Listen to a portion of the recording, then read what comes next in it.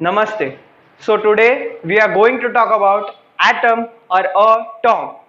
सबसे पहले हमें एटम के बारे में महर्षि कनड ने बताया था कि कोई भी वस्तु का सबसे छोटा भाग होता है परमाणु। आधुनिक जग में नील्स बोर का मॉडल हमें फॉलो करते हैं जो उन्होंने 1920 में दिया था। According to Niels Bohr, there is a nucleus in the center of the atom in which there are subatomic particles. तीन सबएटॉमिक पार्टिकल्स होते हैं mainly. First is protons, neutrons. Protons और न्यूट्रॉन्स न्यूक्लियस के अंदर रहते हैं। फिर आते हैं इलेक्ट्रॉन्स जो सर्कुलर ऑर्बिट में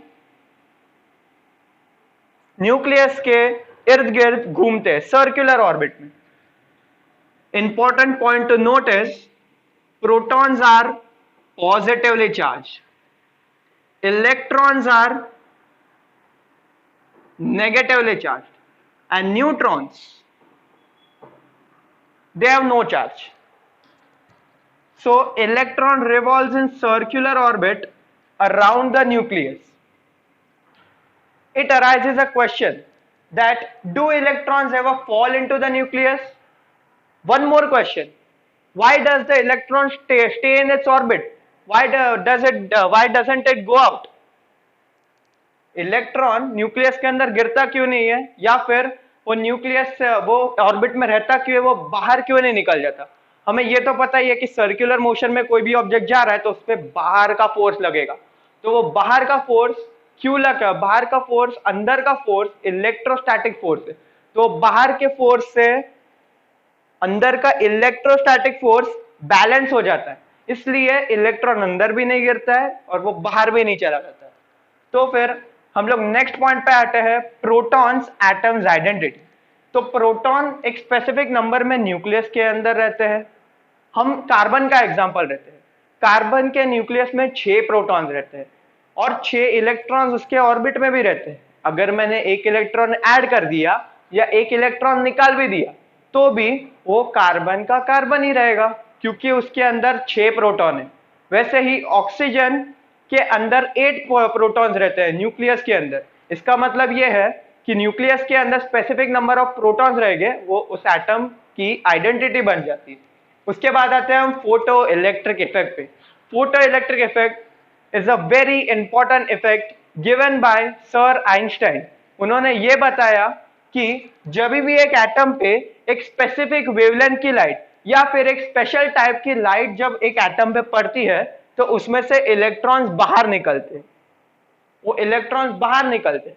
ये इफेक्ट हम बहुत सारी चीजों में यूज करते हैं, जैसे कि कैमरा में यूज होता है, फिर वेरियस सेंसर्स में ये यूज होता है और बहुत सारी जगह पे यूज होता है। तो जब भी कोई भी लाइट, स्पेसिफिक टाइप की लाइट इंसिडेंट करते हैं हम एटम पे, तो उसमें से इलेक्ट्रॉन्स एमिट होते हैं, जिससे हमें फोटो इलेक्ट्रिक करंट भी मिलता है। नेक्स्ट है, why do things have colour? कभी सोचा है कि किसी भी चीज को एक स्पेसिफिक कलर क्यों है? ये बोर्ड व्हाइट है, ये मार्कर ब्लैक है, क्यों हमें ब्लैक व्हाइट ऐसा दिखता है?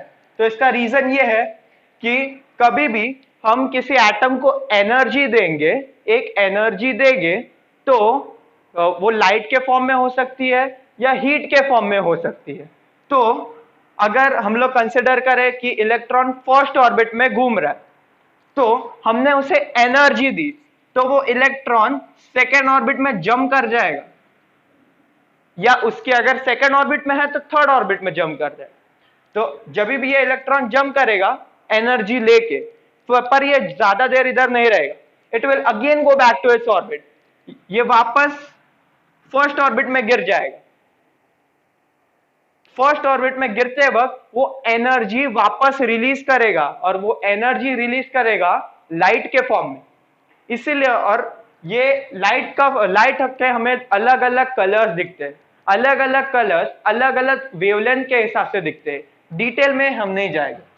और एक इंपॉर्टेंट बात यह है कि ये ऑर्बिट से फर्स्ट ऑर्बिट, सेकेंड ऑर्बिट, इसकी एक स्पेसिफिक एनर्जी रहती है।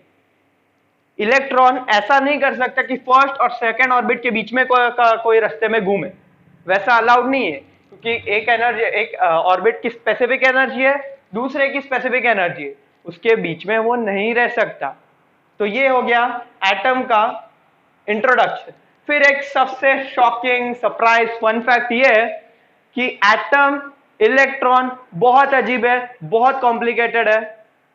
इलेक्ट्रॉन की एक बहुत स्पेशल प्रॉपर्टी है कि वो एक पार्टिकल की तरह बिहेव करता है और एक वेव की तरह भी बिहेव करता है। ये प्रॉपर्टी इलेक्ट्रॉन की क्वांटम मैकेनिक्स का बेसिक है, जिससे सब अजीब वस्तुएं शुरू हो जाती।